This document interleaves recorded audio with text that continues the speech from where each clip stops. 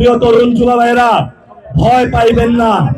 আপনারা পাড়ায় মহল্লায় চাঁদাবাজ, সন্ত্রাস, দুর্নীতির বিরুদ্ধে কমিটি গঠন করেন।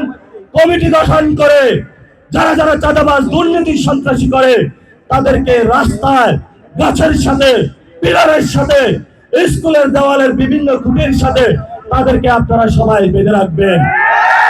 প্রশাসন যদি এসে বলবেন তোমরা গ্রেপ্তার করতে পারো না, আমরা তাকে গ্রেপ্তার করেছি, তারপরে তাদেরকে প্রশাসনের হাতে তুলে দিবেন। আমরা আপনাদেরকে শেষ কথা যেটা বলে দিতে চাই, আমরা বাংলাদেশে চাঁদাবাজি, দুর্নীতি, সন্ত্রাসী মেনে নিব না, মেনে নিব না। আপনি যখন বিদেশে ছিলেন আপনি চাঁদাবাজদেরকে বন্ধ করতে পারেন নাই, দেশে এসেছেন চাঁদাবাজদেরকে নিবৃত্ত করতে পারেন নাই। ঠিক আছে, আপনি আপনার কাজ করেন অফিসিয়াল, আমরাই আপনার চাঁদাবাজি বন্ধ করে দিতেছি, আমরাই আপনার চাঁদাবাজি বন্ধ করে দিতেছি।